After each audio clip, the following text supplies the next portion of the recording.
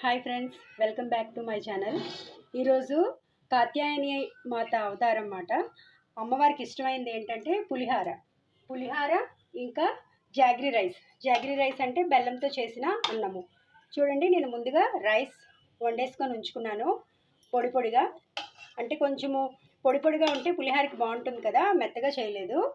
So ఇప్పుడు ఇది ఇంకా పొడిగా రావాలి అంటే మనము రైస్ అయిపోయిన దాంట్లోని కొంచెం ఆయిల్ అప్లై చేస్తే ఒక మెతుక్కు టచ్ అవ్వకుండా విడివిడిగా ఉంటుంది అన్నమాట. చూడండి, విడివిడిగా ఉంటుంది. కొంచెం ఆయిల్ వేసుకొని మనం ఇలా కవర్ చేసేసుకుంటే రైస్కి టచ్ అవ్వకుండా ఉంటుంది. చూడండి, నేను ఇప్పుడు పులిహోరకి కావాల్సిన ఇంగ్రీడియంట్స్ అన్నీ తీసుకున్నాను.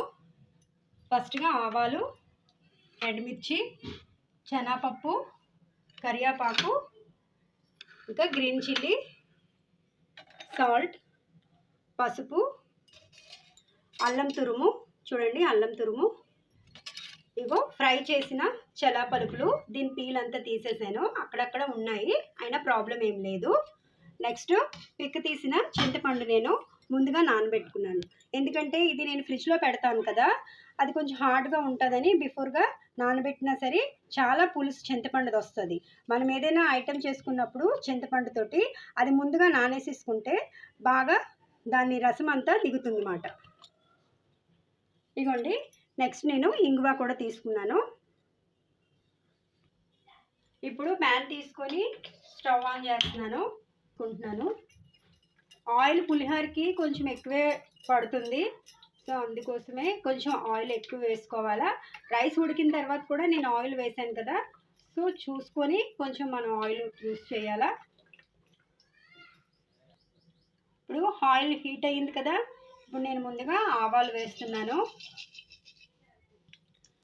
చూసారు కదా, ఇప్పుడు ఆవాలు చిటపట అంటున్నాయి. ఇప్పుడు నేను శనగపప్పుని యాడ్ చేస్తున్నాను.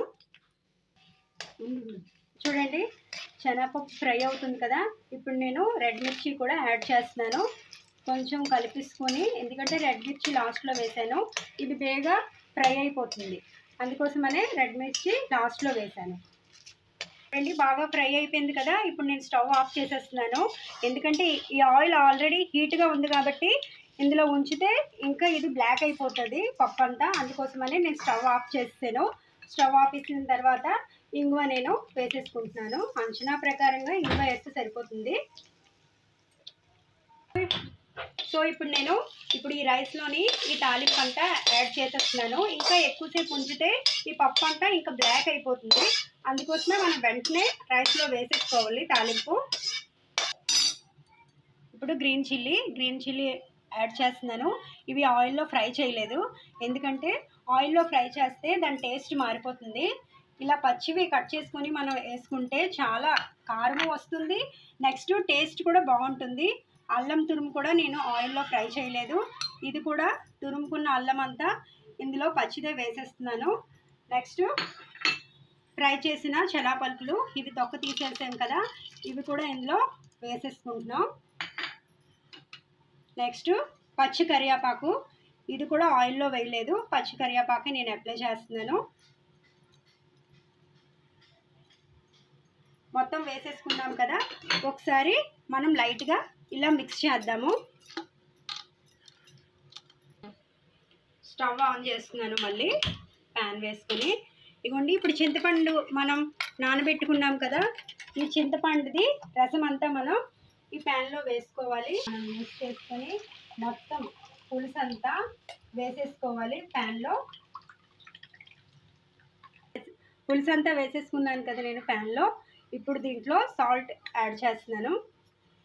సరిపోకపోతే తర్వాత మనం యాడ్ చేసుకోవచ్చు, అంచనాకు వేసేసుకోవడమే. ఇప్పుడు నేను పసుపు కూడా ఇందులోనే వేసేస్తున్నాను. ఈ పులుసు బాగా మరిగిన తర్వాత మనం రైస్లో మిక్స్ చేసుకోవాలి. చూడండి ఫ్రెండ్స్, ఇది బాగా దగ్గరికి అయ్యింది కదా, బాగా మరిగింది కదా, ఇప్పుడు నేను పులిహోరలో కలుపుతాను. ఇది మధ్యకి హోల్లా చేసుకున్నాను కదా, ఇప్పుడు నేను ఈ పులుసు అంతా ఈ హోల్లో చూడండి బాగా మనం 4 పక్కల ఈ పులుసు అంతా రైస్లో కలిసినట్లుగా మిక్స్ చేసుకోవాలి.